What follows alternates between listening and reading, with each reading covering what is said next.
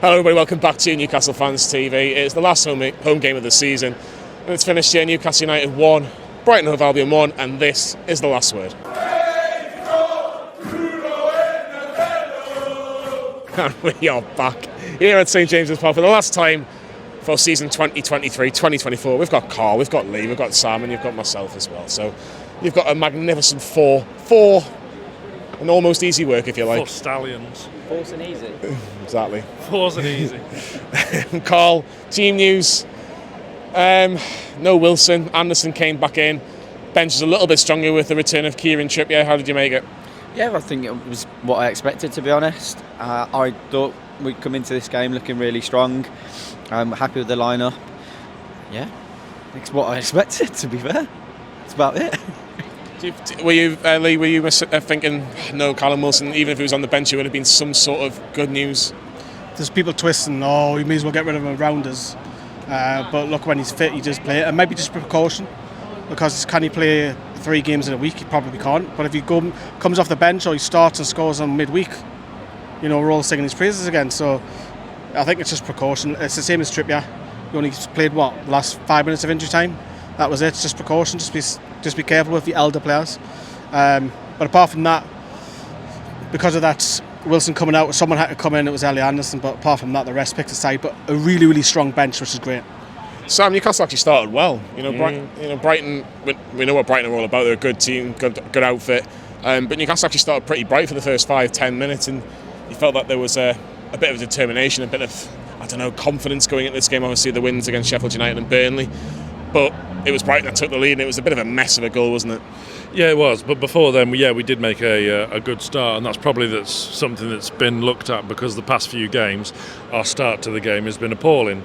All right, the results have gone our way, but well, you say that Chelsea have just taken the lead as we're live. Oh, crisps. Okay, well, there you go. You've got to expect them. You've got to expect them to get 9 points from the last 3 games. So look, Europe's not assured yet. Yeah, Brighton did take the lead. It was quite even end-to-end stuff without being overly thrilling.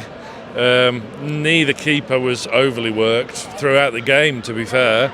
But yeah, Brighton took the goal, bit of a mess, bit of a scrappy one. I was surprised with Wilson not starting, I'm surprised we started with 4-4-2, to be honest. Yeah, it's fine against you Burnleys of this world, but if you're going to play Brexit football, I wouldn't be playing it against Brighton, to be honest. Yeah, Veltman's goal kind of almost killed the mood a little bit. Carl, from what you saw, it was a bit of a mess, wasn't it?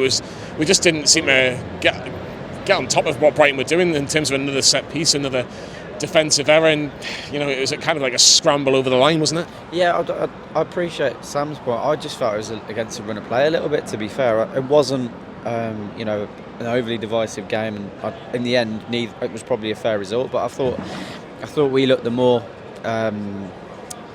what's the word I'm looking for, we looked more like scoring initially, I think, but it was just a scrappy goal. It was frustrating. It was one of those things, but I wasn't overly worried. I said to Lee, the only worry I had was the fact that they were shooting towards the Gallagher in the first half, and if we do go in 1-0 down, then it might be a difficult second half, but I'll let you talk about the equalizer before. So, yeah.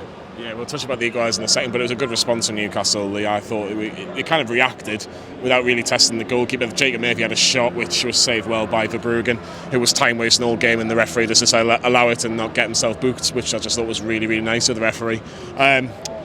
Referee had an awful game. Who was it, down in England? Yeah, down in England. I think for me, I said to Sam in the match reaction, the common sense decisions is the ones that he got wrong. The big decisions he got right. I said to Carl off camera, it was like that was the UEFA game. Yeah. The amount of times he was stopping it and not letting it flow, but he had an awful game. I think it was one of those games where it should have been really easy to referee. It just made it really difficult for no reason.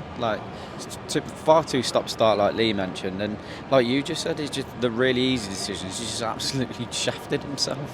Yeah, it really was. But Lee, did anybody kind of take the bull by the horns in your opinion before we scored? Gordon was bright. I thought, he's like a gazelle. Glides, Bruno trying to do stuff, but I was worried about the amount of times that Brighton, in particular first half, were cutting open out wide. They looked really dangerous, especially Adingra. What is he called, Adingra? Adingra, yeah. On the left side, he was really good. Rapid. I think he burst through, I think he megged Livermore at one point. So they looked, and I actually think with their injury, with Lamptey coming on, I think that made them stronger on the wings. But I thought we struggled a little bit there, but there was one or two times, Johnny, that they were breaking through and they could have went 2-0 quite easily. I know we were on the front foot and trying to get back in it, but did we really test their goalkeeper enough? I agree. I don't think we did test the goalkeeper enough. I really didn't. I think it was quite interesting going in. Bad decision making though, because we're getting into the spaces, weren't we? Well, we weren't getting the final third pass was just not good enough. Exactly. Just before we got the equaliser, there was a couple of times where Bruno got into that position, didn't look up. Gordon did exactly the same, didn't look up. So yeah, I agree. It was that final ball, that final decision. Just I think it cost us today. To be fair, it was a fair result in the end, but bad decision making in the final third probably. Talk about 4-4-2, Sam. Is that the main reason why Newcastle didn't get those chances in front of goal? The fact that we couldn't break through that Brighton defence and the passes in the final third, or was it something else? It could have been a contributing factor. The goalkeeper's distribution was, I want to say awful, but it was effective. How many times did Danny Welbeck win the ball from a goalkeeping pass because it was literally... And the ball was always played so low, and the thing is as well that they would give no space or no time to Bruno, which is absolutely fair enough. Other teams would try and do that and aren't capable, but they would draw you in and then they spread it out wide. They were getting a lot of joy down our right because Murphy kept coming narrow, and I hate it when he does it because his best work comes when he's spreading the play out wide and using the width. But he kept coming narrow, so I thought he was poor today. The 4-4-2, it was odd because Gordon's instincts is always to drift to the left, so it was like we had three left wingers at one point. Gordon, Anderson and Howe getting forward as well, who did all right today. But our main danger was always coming down from that left-hand side. It was just a bit of a lack of a cutting edge. And then you would look to get on with the substitutes in the second half, change the system, to go and win the game, but that didn't happen. But I'm guessing you want to talk about the equaliser first. I do. The frustrating thing as well, because Sam is absolutely right. Jacob Murphy is definitely he's most effective when he's out wide. And the one time we need him to be narrow is when the ball's been played in. Dan Burn plays a fantastic ball in, and Jacob Murphy's just playing with his dick on the side, and you're like, why aren't you at the back post? Even in the second half, Jacob Murphy had a couple of crosses went straight into Verbruggen's hands. I'm thinking, oh well, that's lovely. But that's just not like him. His distribution is usually really, really good, so it was frustrating one for him today. Maybe trying to force it, who knows. But Lee, Newcastle did get the equaliser after 4 minutes of injury time, and it was Sean Longstaff after a great way from Anthony Gordon, pulls it back, and it's a good finish from Longstaff. Has to just make sure he puts it in the back of the net. He does. Did Newcastle deserve that going into half time, in your opinion? I think it was fair. First half and second half, although Brighton looked more dangerous on the counter. But it's a good time to score, literally on the stroke of half time. The amount of times during the years that we used to concede it like a minute before or whatever, fantastic. And that's his 8th goal of the season, Is he getting unfair criticism? Yes, by myself, by other people on the channel as well, by the media, by fans on social media. He does, but realistically, Tonali comes back, Willock comes back. For me, Sean doesn't become a regular, but that's for next season. But got in there, getting in late, scoring a goal, and he was at number 10 back in the day, so shows his instincts and great time to score. Brilliant. That conversation was going on in the Gallagher quite a bit just before he scored today. No one's slagging him off or anything like that, but everyone was just asking the question where do you see him next season with everybody back? Because you got the likes of potentially Joe Willett, Joe Linton, Tonali, Bruno. I actually think if we qualify for Europe, I think that saves them because there's more games to rotate. He'll definitely get games because, like I say, I know Europe's a bit up in the air, but regardless of European competition, he will get games because we need to utilise our squad as long as they don't all get ACL injuries or have betting bans. Let's be brutally honest. You need to make use of your squad anyway, so I think he'll be fine. He's got a role to play. 100%. 8 goals for Sean from midfield this season, which is a very, very decent return indeed. Obviously he was out of the side at the start of the season, came back in, did really well. Has been hit and miss, but there's no one else. Why is he a scapegoat? Playing it's one of them. You'll have to tune into my weekly podcast on the Chronicle Live to find out why. But yeah, it's one of them where he will have a role to play. Look, you need strength and depth in the engine room, of course you do. And like Lee said, there's plenty of European games. Should we get there, we're nearly there, but it's still in our hands. Just about. Wednesday is huge. But yeah, there's a role for him. You need to be able to rotate your squad, which we haven't had the luxury to do really that much this season. Sam might not answer, but why is he a scapegoat, Sean Longstaff, at times? What's it again? Why is he a scapegoat, Sean Longstaff? because he has not got a sexy name, and possibly, yeah. But I think the other midfielders at the club are better than ability-wise. Tell me one player that's not better than him in centre midfield. Ellie Anderson, maybe. Is he centre midfield? He's not. He's filling in a job, isn't he? He's playing in that position. Lewis Miley's probably on the sit but his trajectory so young, and he's out.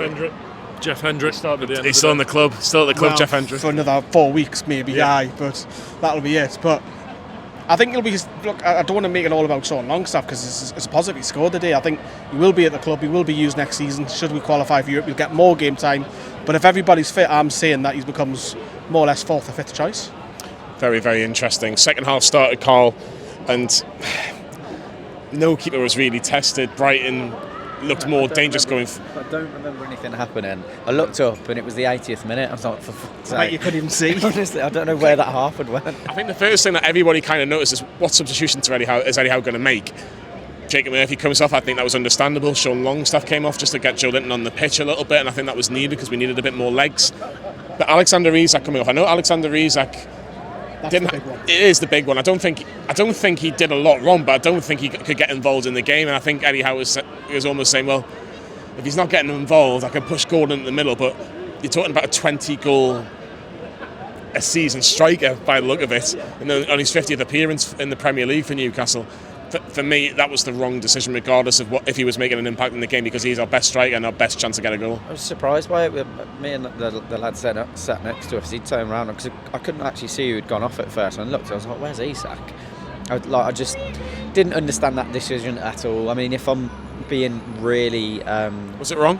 Yeah, definitely. Don't I've said so many times, like Anthony Gordon might like playing through the middle, but so many times. Isak has done what Saint-Maximin has done for us at times, where he's not been involved, but he can pull a goal out of nothing. So, yeah, he's by far the best player, Bruno aside. Why are you taking him off? You should make everything about him, give him every opportunity. So it's Callum Wilson, isn't it? I think the only thing I will say is though we haven't got any of the strikers on the bench. Let's be honest. But if we're talking about Isak right now. 20 goals. I didn't. Who do you want? If you want a chance to fall to anybody, like look at that chance that Joe Linton had 15 minutes to end. Go to up top then. Put Gordon up top alongside him, or just play him off.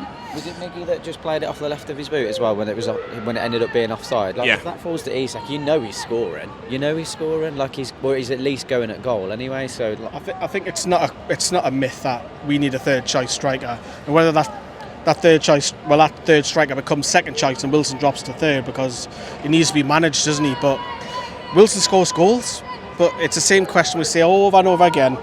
If Wilson plays 40 games, he scores probably 17, 18, like you did when you had competition from Isak last season. But his injuries are getting worse as he's getting older, and can he put in 30, 40 games a season? The answer is no. But do you splash all your cash on another striker because then it'll upset Isak? So it's a fine balance of where do you strengthen. But if you want to go and get a striker, look how much they cost. It costs a lot of money. Sam, the problem is, sorry, just to add on to their point, the change should have been just Barnes.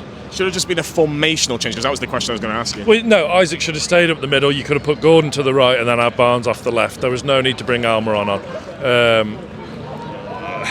The thing is as well, like Almiron will work hard and run around, but he's not got the tactical nous to time his run, as we saw with the offside. And Gordon and Isak have a bit more nous about them. We've seen Isak do it superbly before, where he's checked his run, gone back out and inside the defender and round. And I just don't understand why that change was made. I thought it was very, very peculiar, and we would have had more chance of winning in the game with Isak on the pitch than without, because we were essentially playing with a false nine, and we ain't that good to do that yet.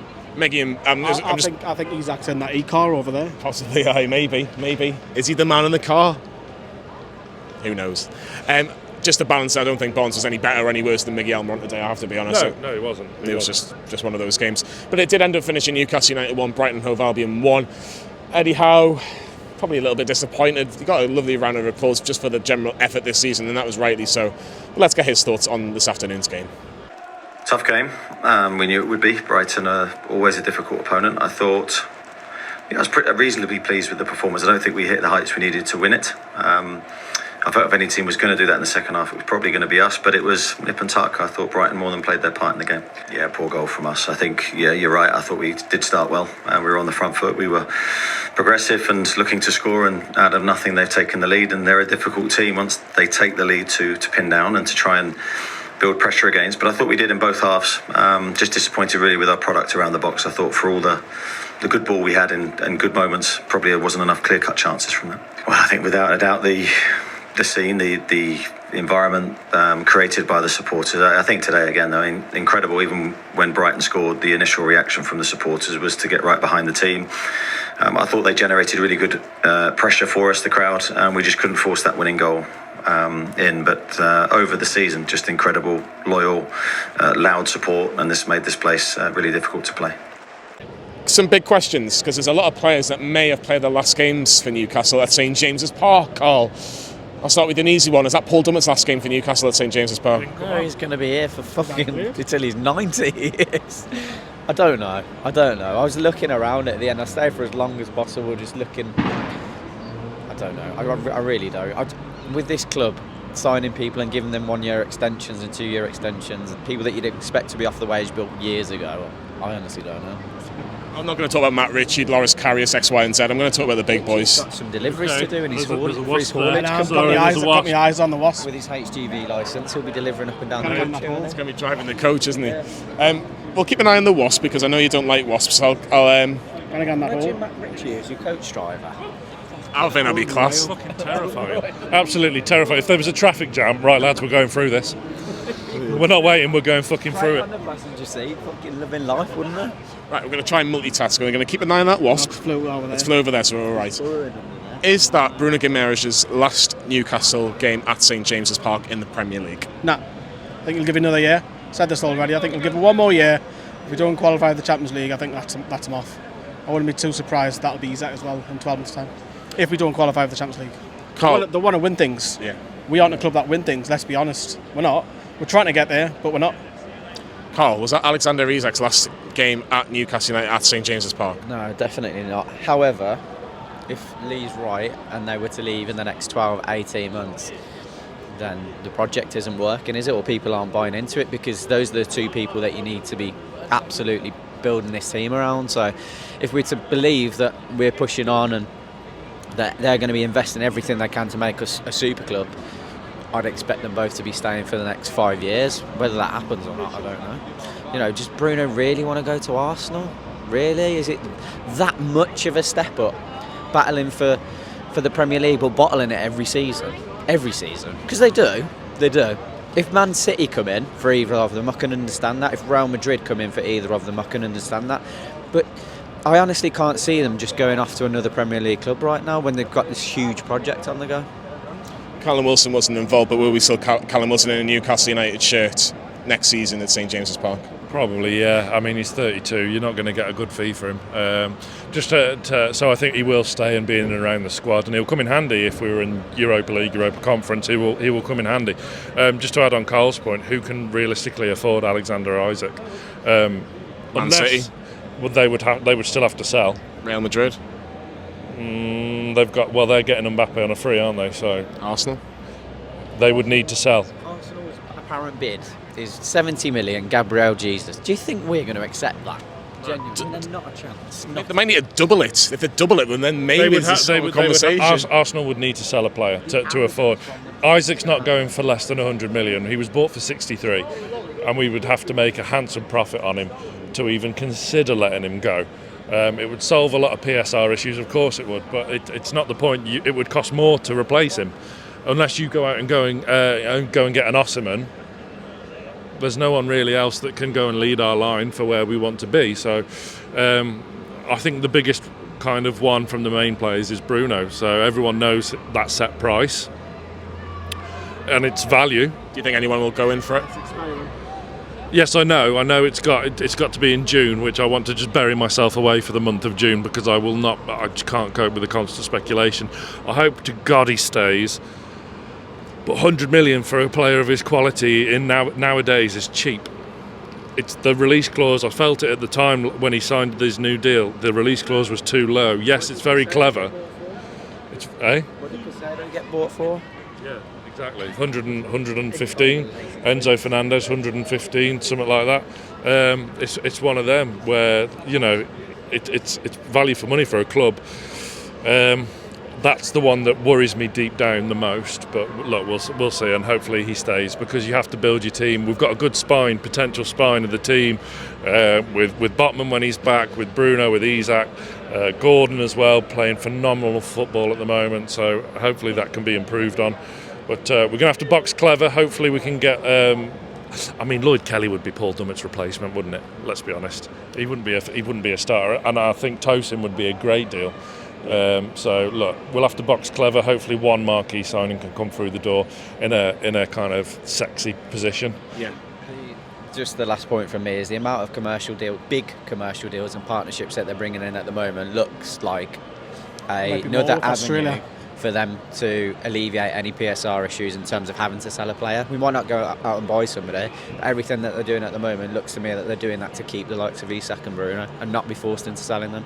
Yeah, it'd be really, really interesting. It's a massive summer already, and the season's not even finished yet. Bloody games left. I know. We're going to talk about them in a second. Premier League table is here. You know what the Nottingham Forest Chelsea score is. Burnley are relegated, commiserations to them, but Spurs are 6 points clear of Newcastle. Newcastle United are 6th in the table. Worst case scenario, if Chelsea do go on to win, they will be ahead of us. We will be ahead of them, on goal difference.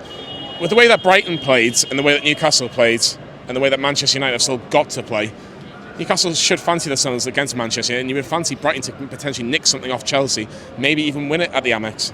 Big shout out Brooke Cochrane as well, by the way. That's why I've been doing their former Newcastle women's captain. It depends how Man United get on. It's in our own hands because we win the next 2 games. We're there. Set that a call. 4 points might even get you there. Because can we get 6 points? Don't say why not. Got a good record at Brentford recently. Man United will beat them with the reserves 3-0, which was a great night. But I don't think it'll be playing. I said to you today won't be. I don't think Wednesday night will be either. Because at home, I think it's something to play for, and I think Man United might turn up. You're just different now with them, so it could be more difficult. It could be a draw. Then we have to win at Brentford, so we can only see and hope. But it should be a good night. It's winding down. It's a big week for Newcastle United because we should be able. When you say things like that, that to me makes it all the more frustrating of why Isak got took off today. Yeah. It is, but hopefully we've got some options with Wilson. Great to see the bench squad depth, but it's come right at the end of the season, and it's like, I know it's frustration. You can look, why didn't we have it? But that goes into another video for another day of all the injuries and the carry on that we've had with the head physio getting booted out the door and what have you. But why not? But I think a draw at Old Trafford wouldn't be the worst result because it will still take you to the last game of the season. It will guarantee some sort of European football, if we're being honest, because I don't know, Chelsea are flying though. Yeah, but it's Man United for me. They've got Arsenal on Sunday. Yeah. I know they haven't got the best record, but that's a different conversation in itself. Last, final question. Carl, did you agree with the player of the season, Anthony Gordon?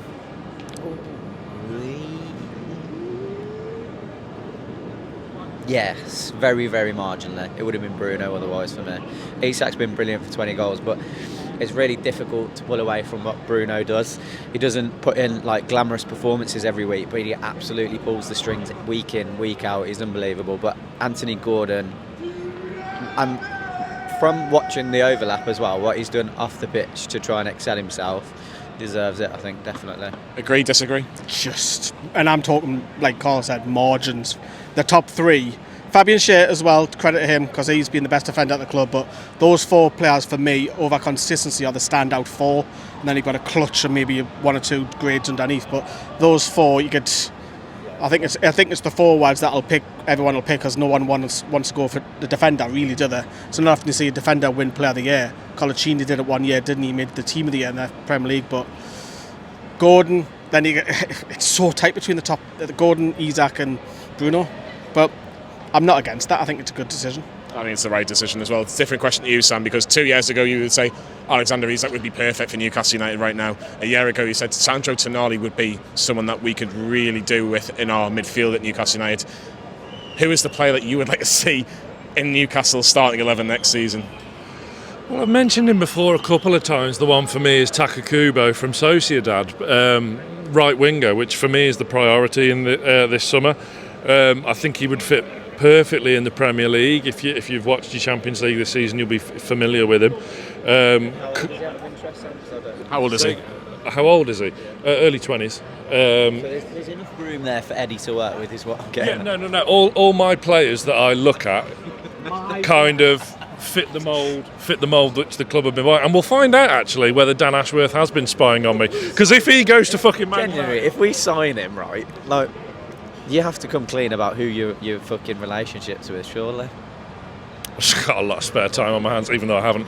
But yeah, Taka Kubo has pace, can cut inside, stay out wide. He can do the lot. Got a wand of a left foot and really quick, really pacey. Like a capable Almiron is what I would say. Other than that, I mean, if you're looking for a third striker, I mean, I've seen Sesko being linked with AC Milan, which makes sense with Giroud knocking on the ears. Boniface from Leverkusen could probably lose a lot. He's got a really low release clause, actually, Boniface. Has he? Okay, well that's like 17 million euros. That's interesting. Leverkusen will probably look. I also said last summer about Florian Wirtz as well, but he's no secret anymore, is he? Do you think we have any genuine chance of signing Elise? Chance of signing Elise? Yeah, why not? Genuinely. Because I would love him. Absolutely love him. What about you, Elise? I'd take the William brothers. Said that on WhatsApp and the Bilbao. Williams, both of them. Take them both. One's a little bit older who can play the striker, but the youngster that plays for Spain. I always get the two mixed up because Nico's the right winger, isn't he? I always get the two mixed up with the young lad. Oh, get them signed, get them joint transfer. Very, very, very, very, very lastly. Can I just point out quickly that Kubo would have a higher ceiling than all of those? Very, very, very, very, very lastly is that Miguel Almiron's last appearance in Newcastle shirt at St James's Park. Yes. There you go. Should we try to sell him in January? The time's right. The time's right. The time might be right for Miguel Almiron. Sorry, Jane Atlanta. I know. I'll be good to see him go. I'm not going to lie. Like, he isn't capable enough in front of goal, but like, he's given so much to this club, and I wish him well. Like, if he does go, I'll be gutted. Like, but yeah, it's time to upgrade, unfortunately. Yeah, can I clarify when I called Kubo a capable Almiron? Almiron's brilliant on his day when he's on his purple patch, but he's when he's good, he's very good. When he's bad, he's fucking woeful. Well, we say this at the end of every home game, or the last home game of every season. Big thank you to all the subscribers and everybody that watches these videos, because we absolutely love doing them. Lee loves editing them. Carl and Sam and myself like to get our opinions on, but we love having the comments with yourselves, and we're still going to continue with it. Next season, he's going to be in Australia. No, am I? No, I'm Man United, Brentford to come. How Johnny, stop getting emotional. We're at Brentford. We've got Man United, Brentford, Australia. Maybe Man United, Brentford, Australia, Japan, maybe. Who knows? But I'll tell you what, make sure you stay tuned with Newcastle Fans TV. We have all the latest transfer rumours, all the latest in terms from now to the end of the season and beyond into the summer. Hopefully we can stuff Man United on Wednesday. We're definitely going to finish above them. You've heard it here first. Let us know what you think in the comments below. Like and subscribe to Newcastle Fans TV, and we'll see you all at Old Trafford.